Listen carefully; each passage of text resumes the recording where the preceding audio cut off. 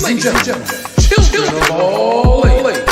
If you follow basketball, you know Chilton Hoops. So this is really good right here. Yo. Good evening, ladies and gentlemen, boys and girls. How y'all doing tonight? I know I'm usually on earlier, but trying something a little bit different. And we're doing a review of tonight's action. And the game specifically that I'm doing a review of is Oklahoma City and the Cavs. Oh my goodness. There are plenty of games that I've seen, right? There's plenty of games that I've seen that come down to the wire. There's games that I've seen that have different sort of action in it. This game right here that I watched tonight, that was an adult game. That's what that was. That was a game for adults. I don't think that there was no kid stuff going on in that game. I thought the scouting report before the game started, I felt like both Evan Mobley and Jared Allen could take advantage of their lack of size on their front line. And I felt like Evan Mobley in particular, I thought that he could win his matchup with J-Dub. And I felt like he did. And Cleveland had them scrambling. And don't get me wrong, I felt like Oklahoma City did a great job in switching. I felt like they did a great job in rotating. The difference tonight in tonight's ball game, the difference was in the paint. I got 46. I got 220 and 10. I got 220 and 10 guys with both Jared Allen and Evan Mobley. I got 20 and 10 from both of those guys. You can't combat that. You can't combat that. When I got two guys on the glass, cleaning glass, and not only do I have two guys on the glass cleaning glass, I got them as defensive anchors in the paint. Evan Mobley did a great job in getting downhill and getting to the rim. He had turned the ball over a couple of times early, which was fine. No doubt about that. I'm doing good, Brave. He had turned the ball over early, which is fine. Okay, I get that. However, he got more into the flow of the offense. He operates, when I watch him, I feel like he operates the best at the top of the key because I feel like there's more space for him to operate. And it's more opportunities for him to get downhill. So when he's got a smaller man on him, like having Jalen Williams on him, I just think that he's so much better at getting downhill. And I thought he did a great job in taking advantage of a smaller man in J-Dub, both with his strong hand and with his weak hand.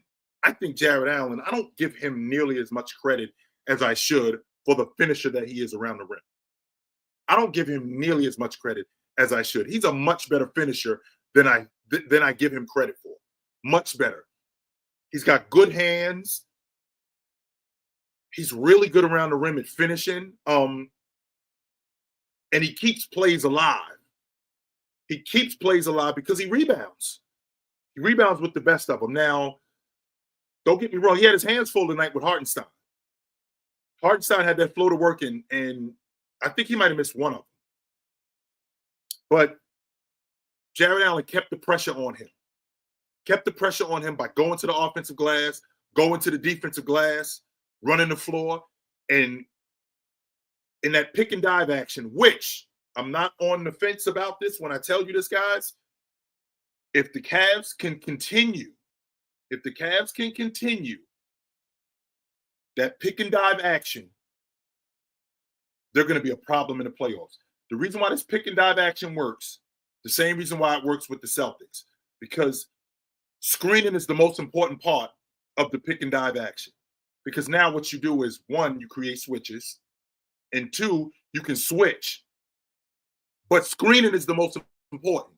You can't pick and pick with your arms. No, you got to put a body on somebody. And Evan Mobley does that. Jared Allen does that. And that puts a lot of pressure on the defense to switch and to recover. They can't do it. That's why Malone and Stockton was so good at that, because Malone was so good at screening. That's why the Celtics are so good at it, because Porzingis is so good at screening, where he gets mismatches in the mid-range. And that's the same thing that happens with Evan Mobley. That's the same thing that happens with Jared Allen. Dive into the rim. I thought Darius Garland did a really good job in taking care of the basketball. I thought he made the right plays. I thought it was very important because I know who Oklahoma City is in that third period. I know who they are. And I can tell you right now, what they will do, they will speed the game up. How they speed the game up, they'll get on the glass because as a smaller team, they gain rebound. So I was worried about that. They'll get on the glass and they'll turn you over. I was worried about that. However, Cleveland did a great job in taking care of the basketball, Darius Garland in particular. I had mentioned earlier how as good as Oklahoma City's rotation is, Cleveland got 10 guys, man. They got 10 legit guys. Right? Cleveland's got 10 legit guys. 10 of them. And all of these dudes, not some of them or most of them, all of these dudes are viable in some way. I'm watching Ty Jerome get downhill on Jalen Williams in the fourth quarter and take the game to him. Getting on his weak, Jalen Williams is pushing Ty Jerome to the paint with his weak hand. He's spinning off of him and going back to his strong hand, and that floater is working. That floater, with that floater working, and him getting to the bucket, I mean, he was wearing on Jalen Williams. Jalen Williams gave you 2 points in the fourth quarter and 3 turnovers. He was completely and utterly ineffective.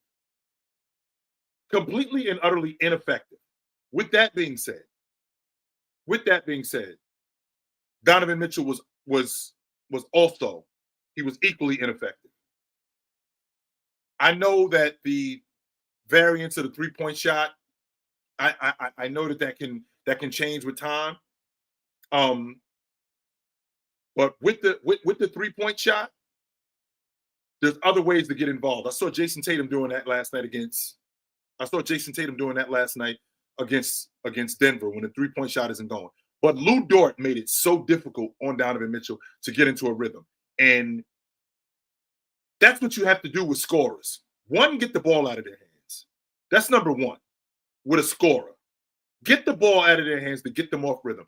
And I thought Lou Dort did a good job at that. Pushed him further away from the basket, forced him into tough shots. When he was trying to get downhill, be physical with him. Not illegally, but just be physical with him. And it worked. It 100% worked. So Donovan Mitchell was ineffective early on. He made a couple shots later on, but it was not a Donovan Mitchell game. It was not. I thought that the Cavs rotation players, and not only their rotation players, but their other players, Evan Mobley, Jared Allen, Darius Garland, Ty Jerome, those guys, they were the difference in this ball game. Because I feel like when you have a guy, right? I feel like when you have a guy who is as dynamic as Donovan Mitchell,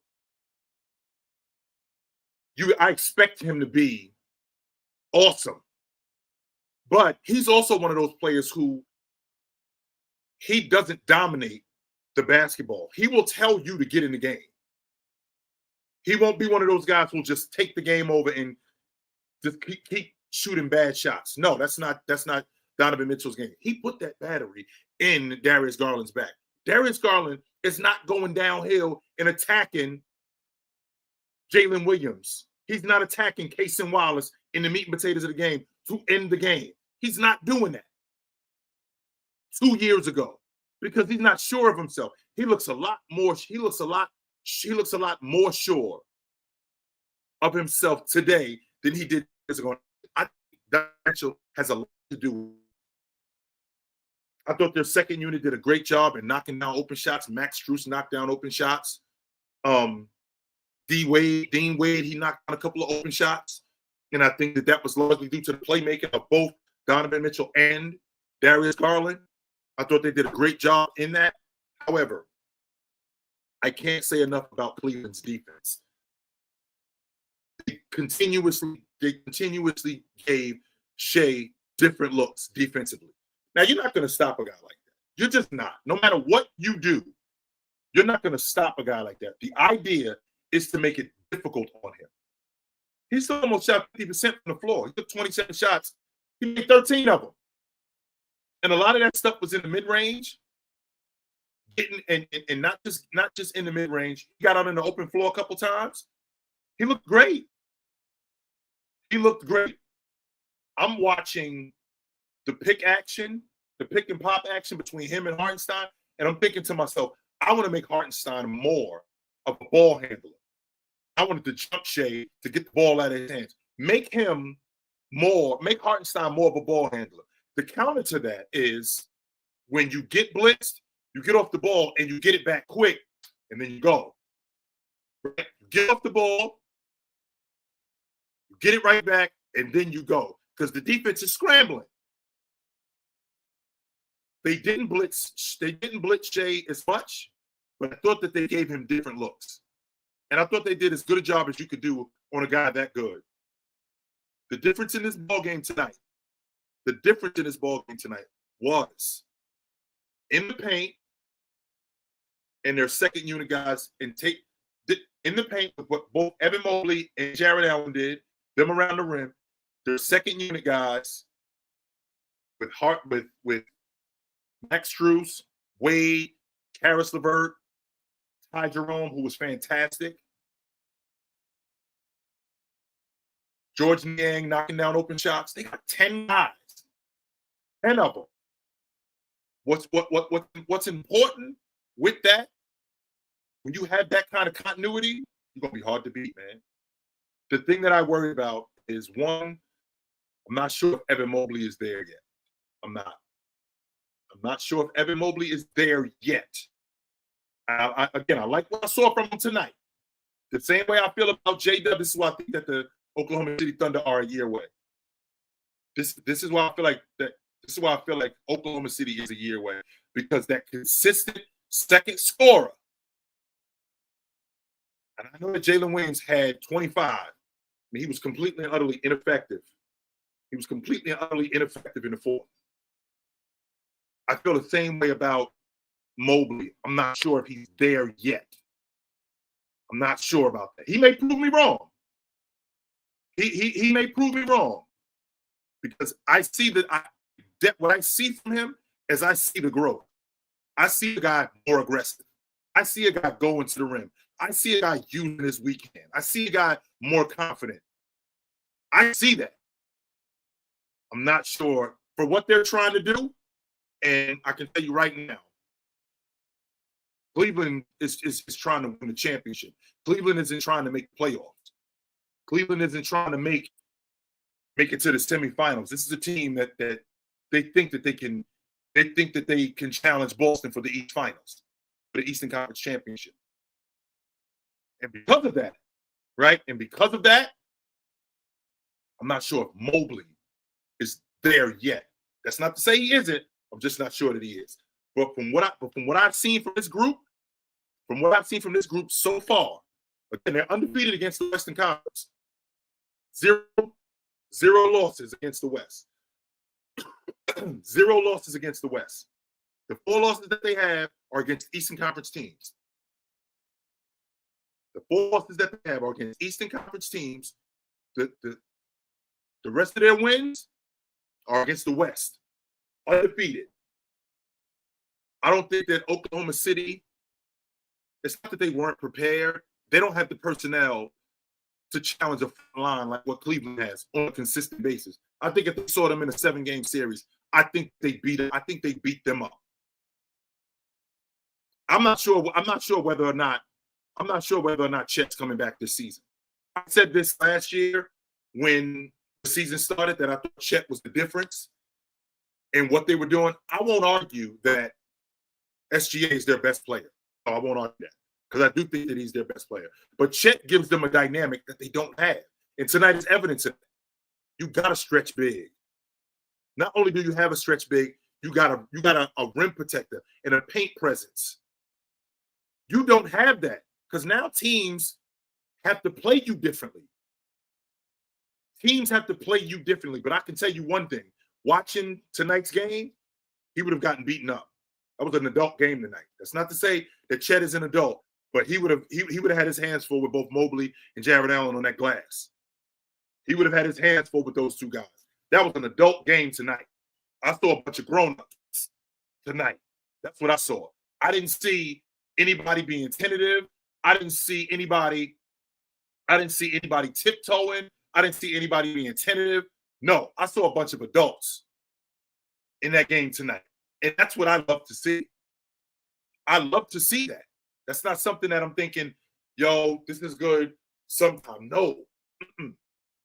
I love that. Love you too, see. I love that. That's awesome work right there, man. So this is one of the better regular season games that I've seen in a long time. I haven't. A lot of times with regular season games, and there's a lot of hype built up around them, and they become underwhelming. Right? They become underwhelming. Off the script that some people don't take it as seriously. They'll hold out guys. Coach will try different things, maybe even to lose games. I mean, Eric Spoelstra is notorious for that. But it was obvious tonight. Coach Mark Dagnall and Coach Ken Atkinson, this game was very important to both of them. Very important. They had all their guys on the floor, and they wanted it to be known who the better team was tonight. Now, again, it is regular season, and there's not a lot of gravity when it comes to the regular season. I've said this to you in the past. The regular season can be tricky. I saw the Phoenix Suns beat Minnesota 3 times in the regular season. They didn't win a game in the postseason against them. 4-0. These how many games they won. But this was a game that was for adults. This was not a game that was for kids. No. This was not a game that was for anybody soft. If you're soft, go sit on the sideline and watch. Because that's what kind of game we're having tonight. It's going to be physical. There's going to be some pushing. There's going to be some roughhousing. Not illegal, not dirty, but just grown-up basketball. Grown-up adult basketball. And that's what that was tonight. And Chet makes Oklahoma City a different team. He's the difference in what they're doing.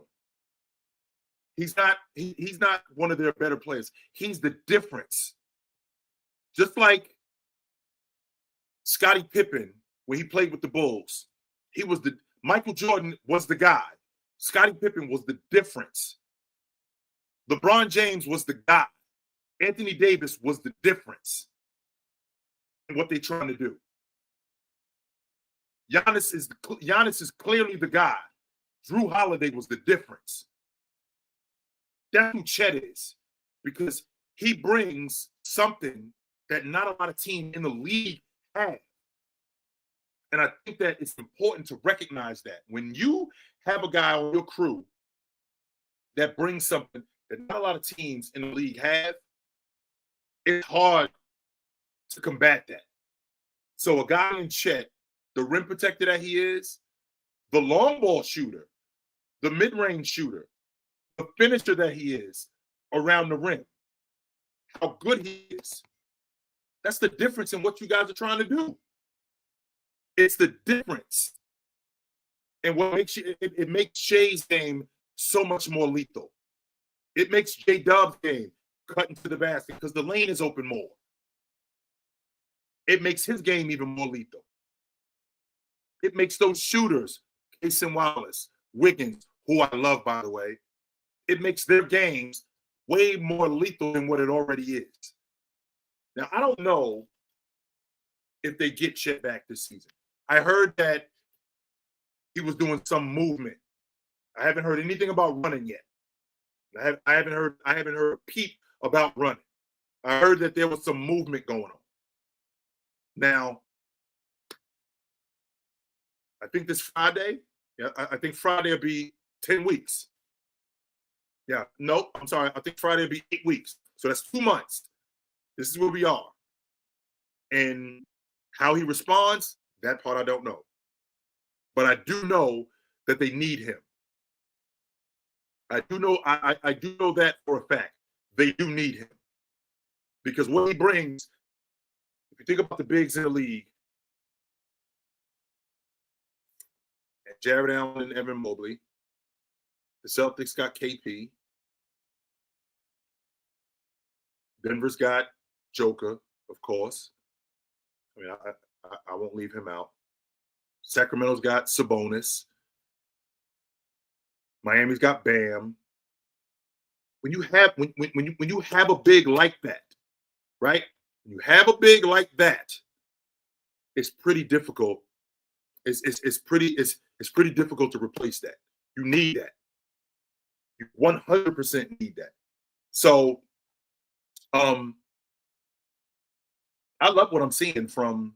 Again, I don't like what I'm seeing from Cleveland. I love what I'm seeing from Cleveland. I love what I'm seeing from Oklahoma City. These are two of the best teams in the league right now. That part I won't argue. Those are two of the best teams in the league. I didn't say that scoring was a problem for Oklahoma City. I didn't say that. I said their problem is on the front line. That's their biggest problem right now. Because the guys that they have, Hartenstein, him having to fight with those two guys, Hartenstein having to fight with those two guys, because Jalen Williams wasn't enough. And I ain't talking about J-Dub. I'm talking about Jalen Williams in the rotation. He wasn't enough. No, he's not enough to fight with those two. I don't think that he's enough help for. He's not enough help for Hartenstein to fight with those two guys all night. He's not. Their front line is the biggest problem. So if you add in Cam Johnson, you're not addressing the problem. You straight on the perimeter with your buckets. You got the second lead scorer in the game, and you got another 20. You straight with your buckets. The problem is on your front line when you play against teams like Cleveland, when you play against teams like Boston, when they take advantage of your lack of size. And I didn't even talk about how bad Donovan Mitchell was tonight. He couldn't get anything going. Nothing. There was nothing that Donovan Mitchell could get going as a scorer. He was able to get downhill and get guys involved in the game, right? He was able to get downhill and get guys involved in the game. He found Max Strus in the corner. He found Karis LeVert. He was able to find guys like George Niang at the long ball line. He was able to do that. As far as a scorer, I think he got completely taken out of his rhythm. Completely taken out of his rhythm. And luckily that wasn't the difference in the game, because I didn't think that. I thought him and Shea would cancel each other out, but they didn't. No, that's not what happened. That's not what happened at all. I think that Donovan Mitchell was still playing the type of game that he plays, right? I think he was playing the type of game that he plays. I think the problem was Lou Dort gave him all that he could. He kept him off balance. He kept the ball out of his hands. He kept him away from the basket as much as possible. And I thought it worked. I did. I thought it worked. I think that we have this, like when you see teams like what you saw tonight with both Oklahoma City and Cleveland, and you see them get dominated in the paint, immediately the question is what else do they need? Well, first of all, they need their best big man. He needs to get back in the lineup. That's number one, right? That's number one. Their best interior defender. They need him more than anything. They need him. They also need one of their best perimeter defenders back in the lineup, in Alex Caruso. They need him back. If they get these guys back, Oklahoma City has the ingredients. There is no reason to make any trades. There's no reason to tinker with this roster. No, you have the necessary ingredients. You got to get Chet back, even though I don't think that they're there yet. But Chet comes back. I think that we're looking at something different with this Oklahoma City team. And that's largely due to everything that he brings. But this Oklahoma City team, as good as they are, as good as this Oklahoma City team is, as a defensive, as an offensive team, defense is their mantra. That's where they get a lot of their action. That's what they turn you over, they speed the game up, they make the game faster, they cause you to scramble because you're turning the basketball over. And Cleveland kept themselves under control. They didn't turn the basketball over that much. I think they had 12 or 13 turnovers for the game. Something to that effect, which is good. Which is good. So there isn't anything drastic that has to happen with this Oklahoma City team in terms of a trade. You get Chet back in the lineup, which I'm not sure if he's going to be back this season. Like I said, what I heard was he did some movement today. I mean, I don't know what that means, and I don't know how far they're going to go with that, but we'll see. But they need him back in the lineup. And I don't think that this season is a wash if he doesn't come back, because I still think that they're going to be a team that's going to compete. I still think they're a team that's going to compete. But this Oklahoma City team, right? This Oklahoma City team, ain't no joke. And this Cleveland team, that was a huge win at home for them. And Oklahoma City, for all intents and purposes, I think this is their one game for the next, I think for the next 6 or 7 games. They got like a 6 or 7 game homestand. And this is the one game that they played in Cleveland.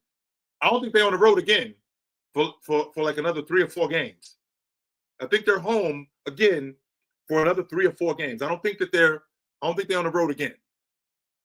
Right? So this is going to be good for them. They'll be able to make up some ground. They play great at home. I don't think they've lost at home this season.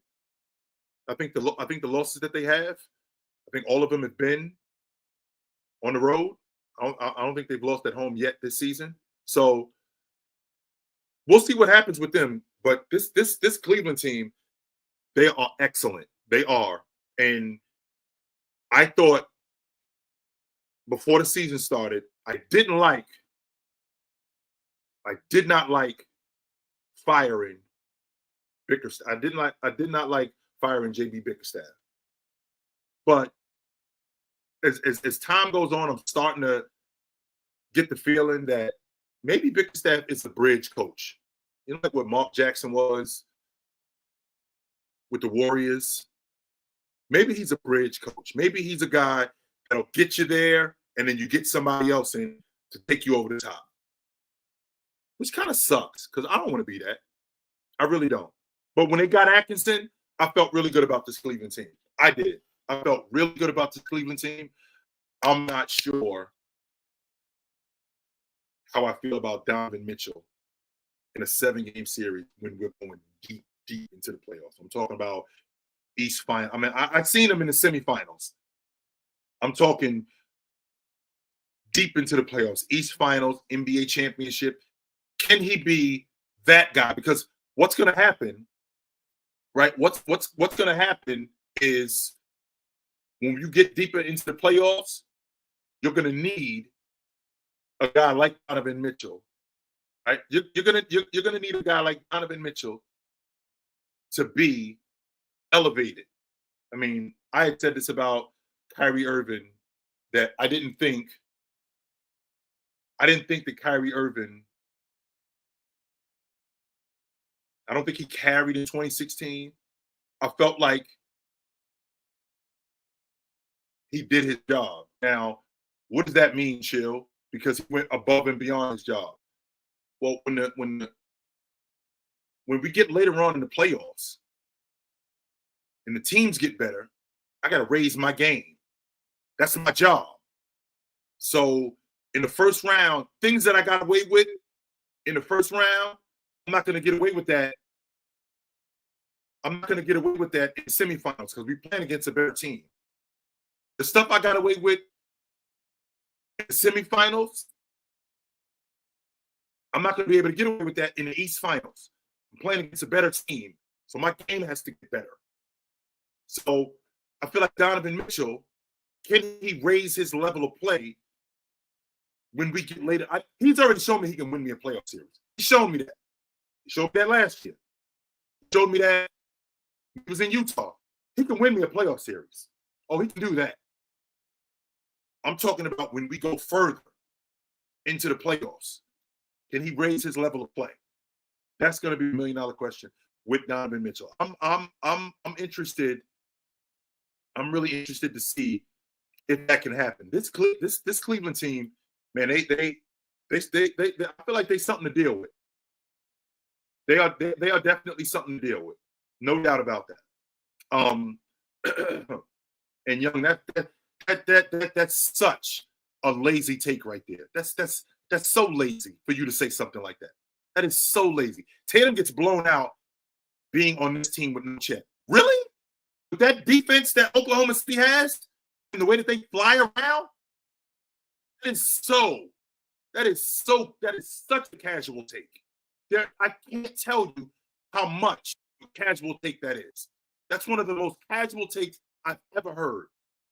A guy like Jason Tatum, the playmaker that he is, the jump shooter that he is, the one-on-one player that he is, the perimeter defender that he is, playing with those guys, playing with Hartenstein, playing with Wallace, Wiggins, they get blown out.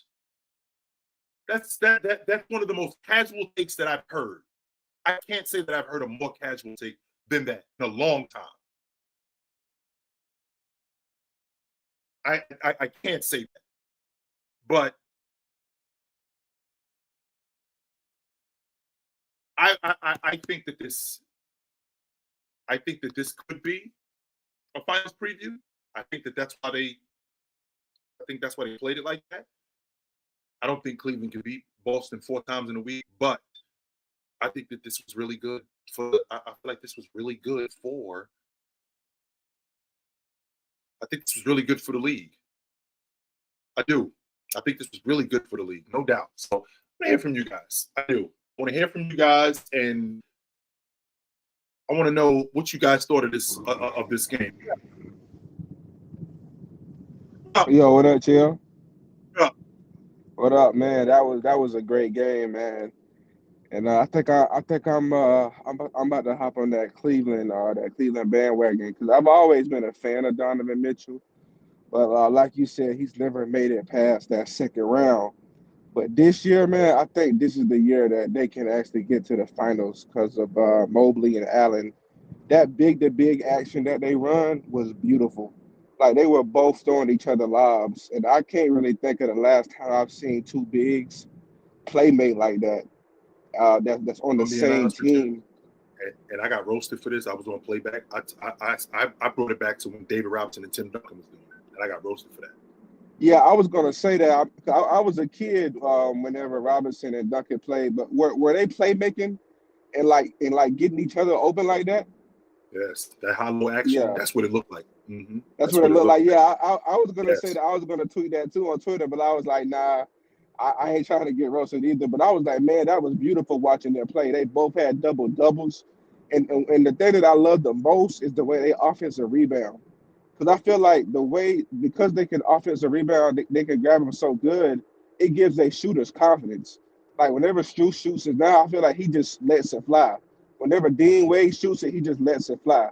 Even though Mitchell was off tonight, in a 7-game series, Chill, I don't think he's going to be off every night because he's going to have more confidence in his shot because he know if he miss it, Mobley or Allen is going to get the offensive rebound. They got like 3 or 4 straight to close that game out at night, and I thought that was incredible. So man, I'm ready to see how they do. I want to stick with Tatum, man, but the way that the Cavaliers play, man, I love watching them play. Like I don't like watching Tatum play all the time, so I think that Boston Cleveland series is going to be great. So if either one of them win, man, the championship. I'm already on record. If Cleveland sees Boston in the East Finals, I'm in Boston. I'm going. I'm there. No doubt. Who you going for though in that series, Shell? I'm having a difficult time seeing anybody beat Boston 4 times in a week. However, I can say I wouldn't be surprised if the Celtics didn't win. But I'm having a difficult time seeing somebody beat them 4 times in a week. For everything that they do, for the adjustments that they make and the personnel they have, like I said, Cleveland got 10 guys. Boston does too. And in terms of versatility defensively, like you can't that big to big action. Excuse me, that big to big action that Cleveland has, Boston can counter that because they also got bigs. But what's the counter to that, though, Chill? Well, one with both, they got Kata, they got Cornette, they got KP, and their counter to that is just defense. What Cleveland did, they took advantage of their size on the offensive end. It didn't have much to do because I already know how good Jared Allen and Evan Mobley are on the defensive end. But you can drag bigs away from the basket. And Oklahoma City did not have a lot of trouble on the offensive end in terms of getting buckets. The problem was them having to deal with both Jared Allen and Evan Mobley on the offensive end. They couldn't do anything with them. And I think Boston can counter that with the bigs that they had. And now you have to go to Donovan Mitchell more. Now you have to go to Darius Garland more. And in a 7-game series, I do like what the Boston Celtics do. Yeah, the thing that scares me with Boston, though, is kind of what happened tonight with OKC. Late in the game, like whenever we need rebounds, I've seen Boston give up a lot of rebounds in crunch time. And I don't know if I can count on Porzingis to get rebounds because one thing that he showed me this year, I thought Porzingis was a better rebounder than what he is, but I don't really think Porzingis is that good of a rebounder. I think that can be remedied with Jason Tatum. That could be remedied with Drew Holiday. That could be remedied with Derek White. Because very much like what Oklahoma City does with their game rebounding, the Celtics do the same thing. And they got the size to do it. I think that's the difference. So, yeah. Good to talk to you, brother. Yeah, but man, appreciate you having me out, though, man. You have a good one. Yes, sir. What up? Chill, what up? What's up? Chill, what a game, man. High quality hoops, bro. The highest level. For the year, I was going to say it was the highest quality game I've seen for the season. I saw ball movement. It was like strength versus strength, right? It was the Thunder defense, the Cavs ball movement. Now, the Cavs ended up getting the win, and they basically did on execution at the end of the game. The Thunder were up 7 after 1. The Cavs were up 3 at half. The Cavs were up 1 after 3. So really, it was dictated in the fourth quarter, more so the last 4 or 5 minutes. What I saw was, and I'm looking at the box score, I'm looking at the rebounding differential. It was a push until the last 4 minutes, and you saw offensive rebounds, getting pulled in by Allen and getting pulled in by Mobley. That's where it showed.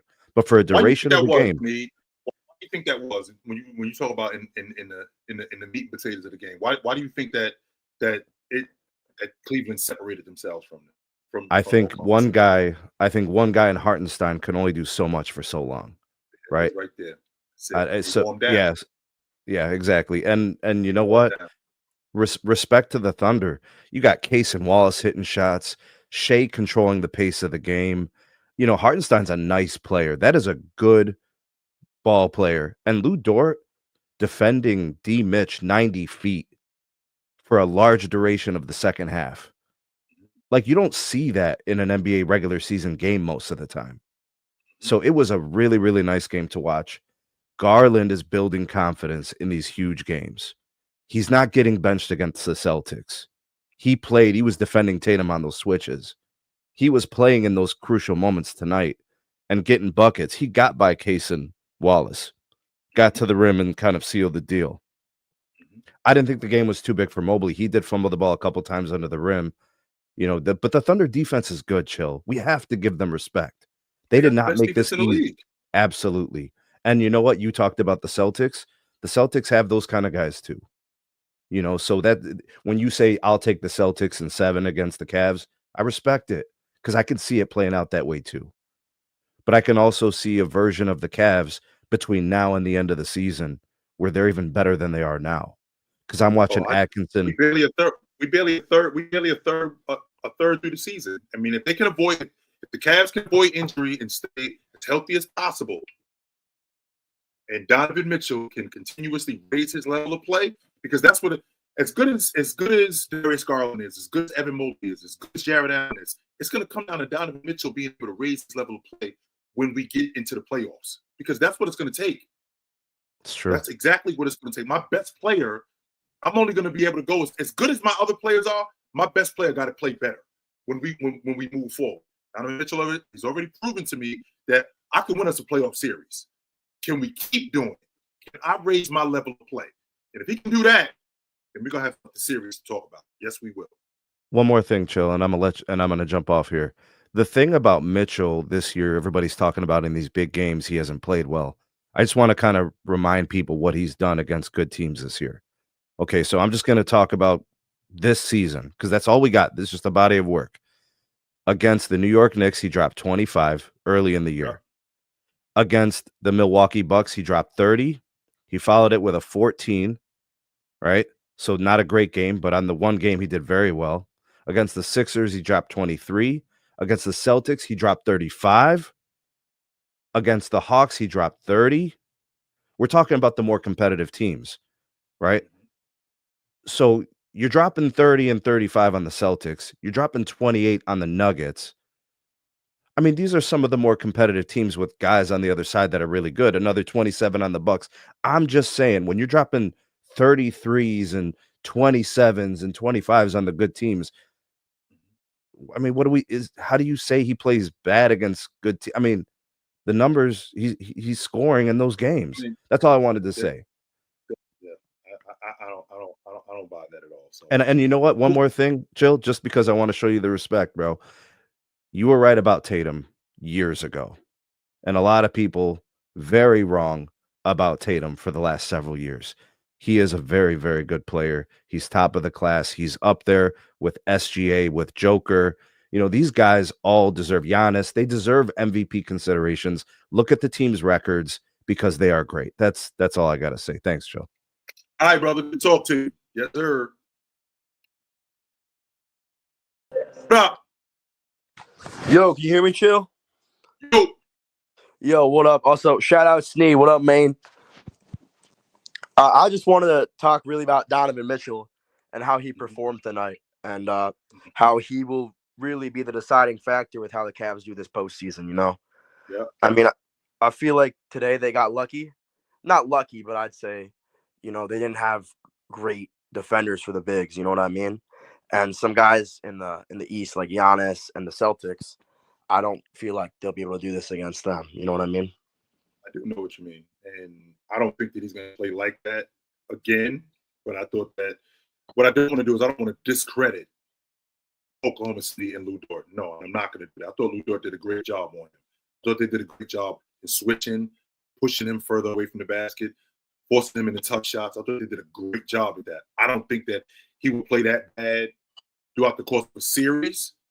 But in a one-game sample size, I thought Oklahoma City did a great job on him. It's not for me, it's not more that Donovan Mitchell played bad than it is Oklahoma City did a good job of slowing him down. I agree. And that, in my opinion, that's the best shooting guard in the league. I don't think there's anyone better than him, both sides of the ball. And I mean, they did probably the best out of any team this year with slowing him down.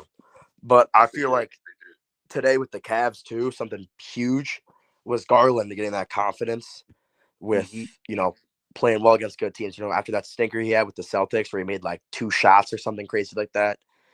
Yep. I just think if he continues to build off this, Don doesn't play like this more, and Mobley continues to develop how he is, I seriously think the Cavs can take down the Celtics in 6. I'm here for it. I am. I'm already on record saying, right? I'm on record saying if they end up seeing the Celtics in the East Finals, I am in Boston. I'm going. So right, I'm biased though. Good to talk to you. Yep. Joe, where you been at? That's what I want to know. Where you been at? I ain't talked to this dude in like forever. I've been watching. I've been locked in on football, man. I'll be around. I'll still be doing the thing. But no, I'm be back more active. Sometimes you gotta take a hiatus, man. These bad. Take some time off, man. You gotta be away. But I'll be back more active, and then I'll be watching football. But no, how these people be talking on these internet, these takes, man, you gotta take a break. And remember with early TikTok, I was the guy everybody used to send it to. I got tired of that, bro. I started feeling like I was like a pit bull, had to attack everybody. So I had to tell people stop tagging me. Had to just disappear and people got the hint. But now what's up, OG, man? Big teams. You gotta destroy them, but it's been getting worse, man. How many times people be hitting me back up talking about SB, you need to start back doing the bad take book, man. It's getting out of hand. I was like, I'll think about it. But no, Jack came to chop it up with you. I know you want to talk football. Your 49ers ain't in the playoffs. It's been a bad year, so I know you. I said that in. I said that in. It was probably week 11. I was like, we ain't making the playoffs. No, injuries. Is it time to blow it up? Though?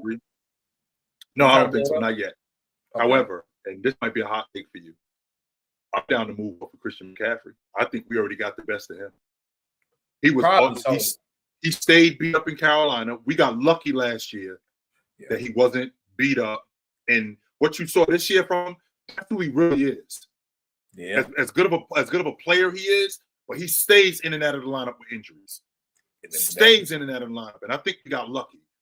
I'm down to move up for him. I think y'all should have took advantage of that good year y'all had from him last year and won. I think it's time to blow it up because there was like, how much you gonna pay Purdy? Because y'all better not max him out. I think he get like a good 40 a year, maybe 45. I'm cool paying him because if see, that's the thing about quarterbacks.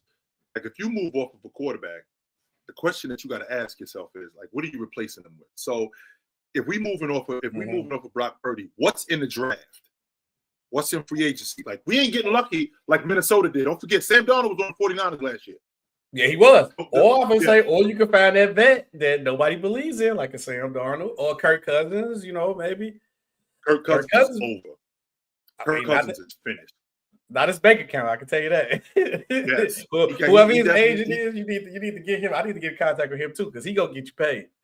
Yes, he is 100%. He played on that franchise tag for 2 years, and then the going rate with him was that.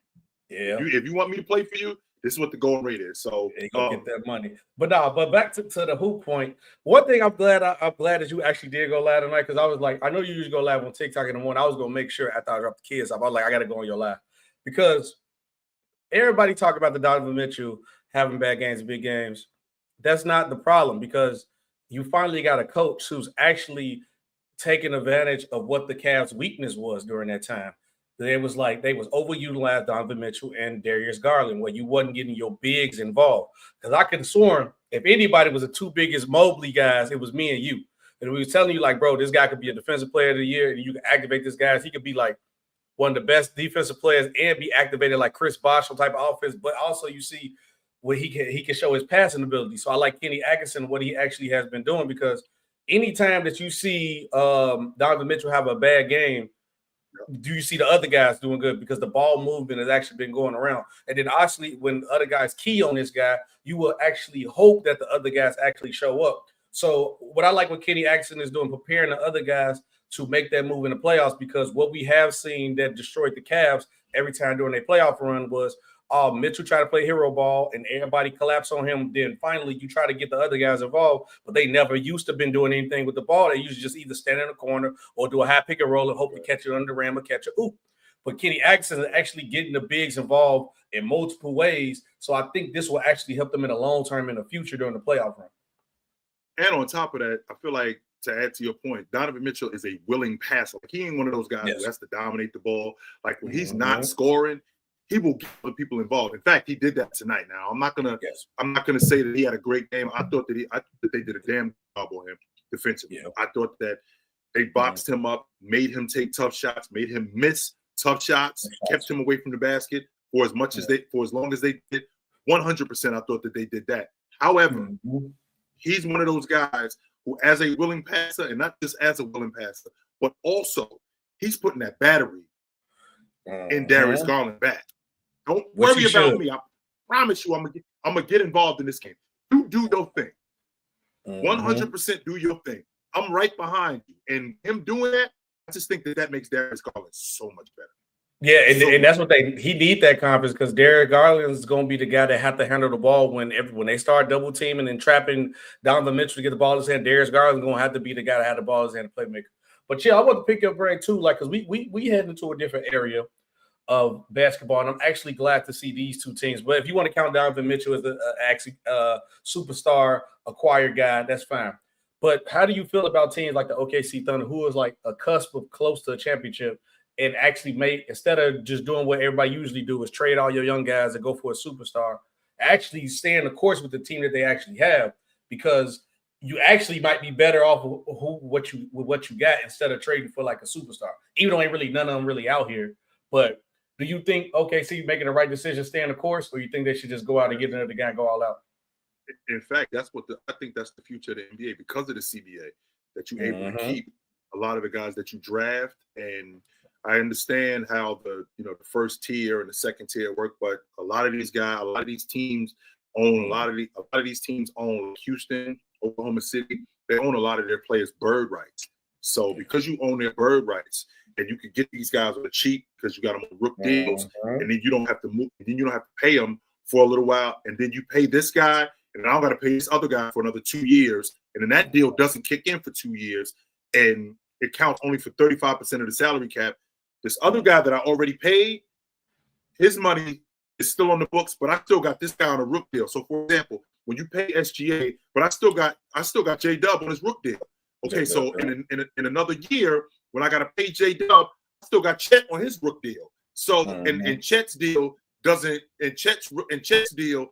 kick in for another 2 years. So I think that I feel like these guys are going in the right direction, sticking with the young guys and building it with these young guys. Because I mean, if you think about the teams that have won, the Celtics. I mean, when they was in the NBA Finals, Robert Williams in the draft, Marcus Smart in the draft, Jason Tatum in the draft, Jaylen Brown in the draft. All of these guys in the draft. When you think about when Milwaukee won it, Giannis in the draft, Middleton in the draft. So I mean, a lot of these teams, Denver, Aaron Gordon in the trade, MPJ in the draft, Joker in the draft, Murray in the draft, Christian Brown in the draft.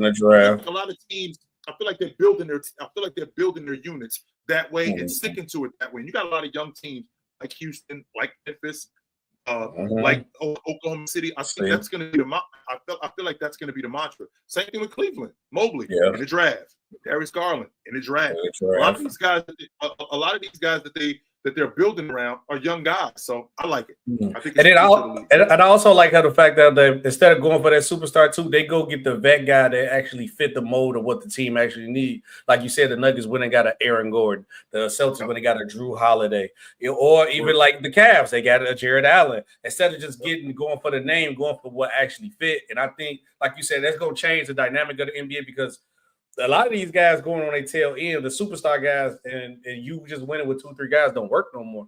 So I wonder, super team era, that super team stuff, that's over, yo. That's over. That's with. You got to go 10 deep. And then also, how do you? One more thing I want to hit you with. We ain't got to talk about my Bulls. We can say that for another day, because them threes, 75 missed threes. That's a whole nother conversation.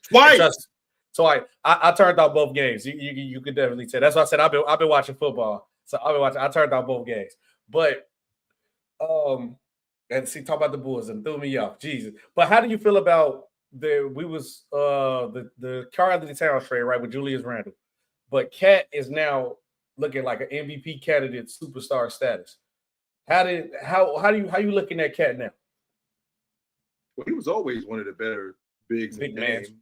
He was always one of the better bucket getters in the game. I mean, I think he lead the league in rebounding. He had a 4 or 5 year stretch when he was in Minnesota. We averaged 12 rebounds.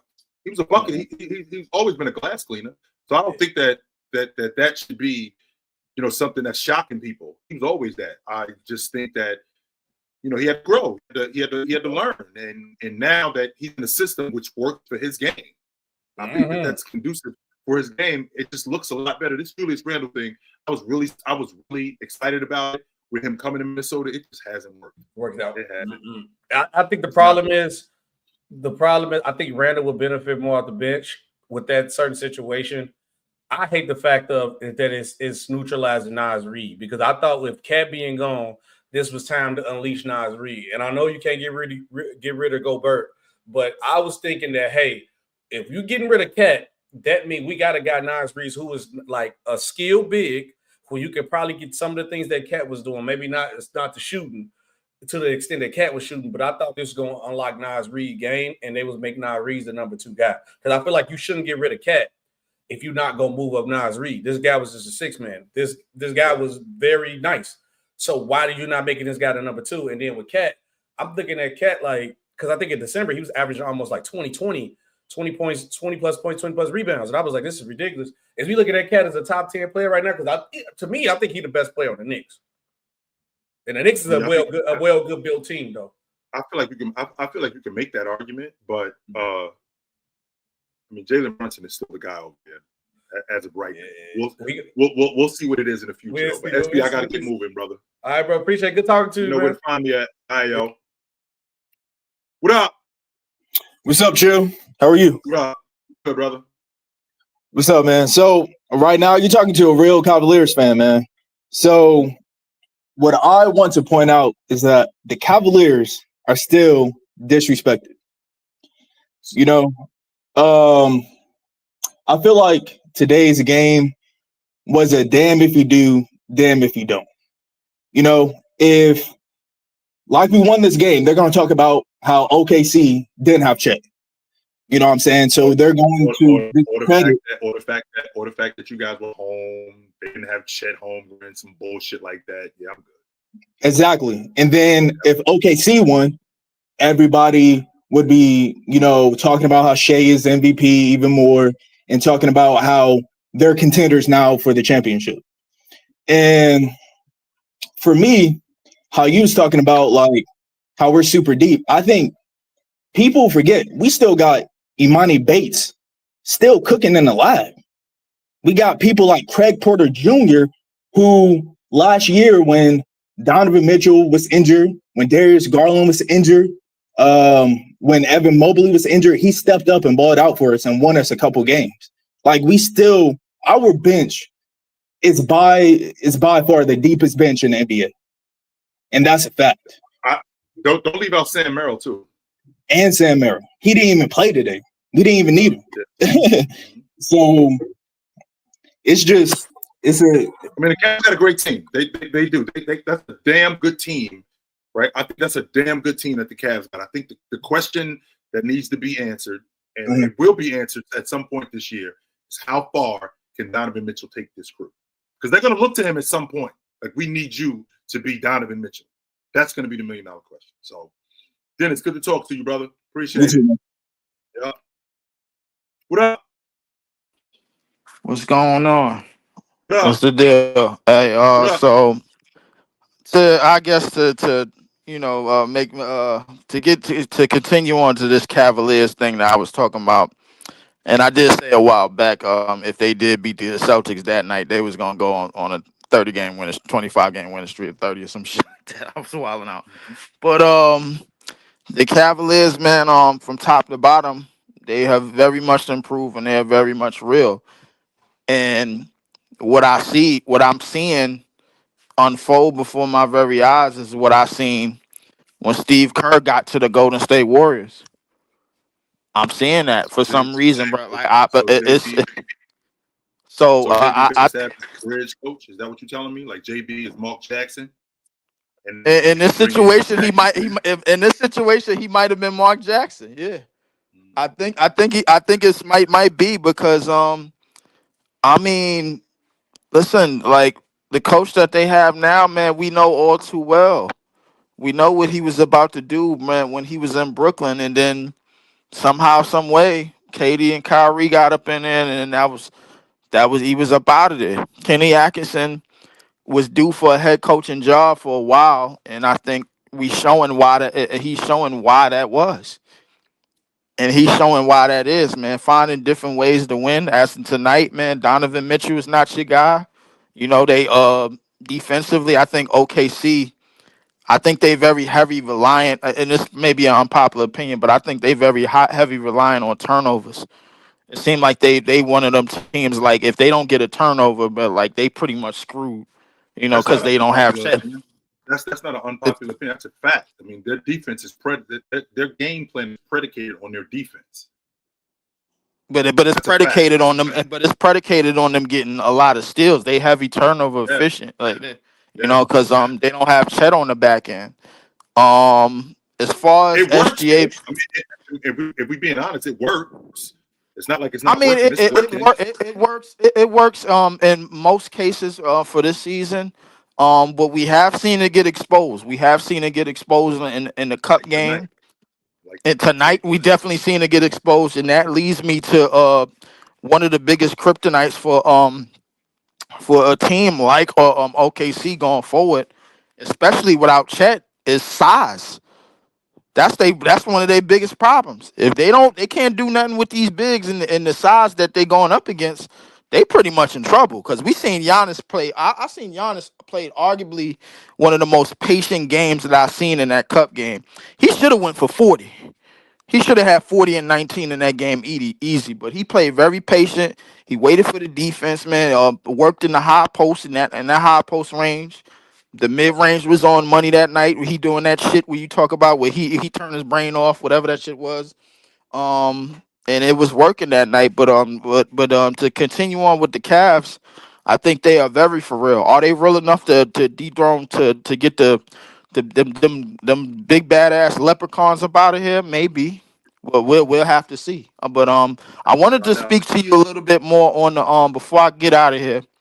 The Hall of Fame is coming up, and I know you was talking about D Rose last night with your good buddy, and obviously it ain't no talking him down about no jersey retirements. He got his mind made up. But what I think the finalists this year is Maya Moore, Sue Bird, Carmelo, Dwight Howard. For some odd reason, no, I'm not gonna say for some odd reason. It's a good reason. Marcus Gasol is in there. Tyson Chandler, I think. Sean Marion, Jamal Crawford. Who else? Amari Stoudemire. Who else? AK-47. Who else we got? Kyle Korver and JJ Redick for some odd reason. And I understand JJ Redick had a good college. Yes, JJ Redick is I guess because of a good college career. I guess if you want to say something, because at Duke he was pretty much like somewhat like the I guess they somewhat look at him. History. Yes, all time leader scoring. Okay, all right, yeah. So you already know more about it. So me personally, I mean Melo, I don't even got to think about it. Maya Moore, I don't got to think about it. Sue Bird, I don't got to think about it. Dwight Howard, I don't got to think about it. Marc Gasol. A lot for Marc Gasol and Andre Karolinko will be international. Very much like Marciulionis, very much like Kukoc, guys like that. It'll be more of what they did in terms of their international. Okay, all right. So like as I move down the rest of the list, Sean Marion. What you thinking on Sean Marion? If he gets in, I don't think it's going to be now. I'd be surprised with Sean. What you think of? If Sean Marion getting in, if Sean Marion getting in, Andre Iguodala getting in. He is definitely Sean Marion. He said Sean Marion getting in. Iggy got to get in. Iguodala got to get in the Hall of Fame. I dare you to keep Andre Iguodala out the Hall of Fame. I dare you. He said, "I dare you." I don't. Well, that's a good name to bring up, man. But I mean, and that brings me to my thing about D Rose. D Rose. Now, you had said that D Rose won MVP and he was an NCAA finalist. He was in the NCAA championship game. If he does not make it, he will be the only player that has those on his resume to not make the Hall of Fame. How are we feeling about D Rose now that all of the dust is settled on his career? What's your final thoughts on, I guess, a career that should have been?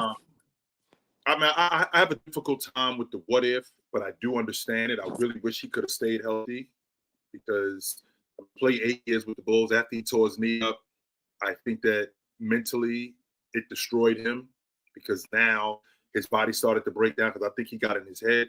I think that's a real thing. I don't think that people recognize that when somebody gets hurt, like mentally, Right. how it affects you and how it can now become an even bigger problem. And I think that that's what happened with Derrick Rose.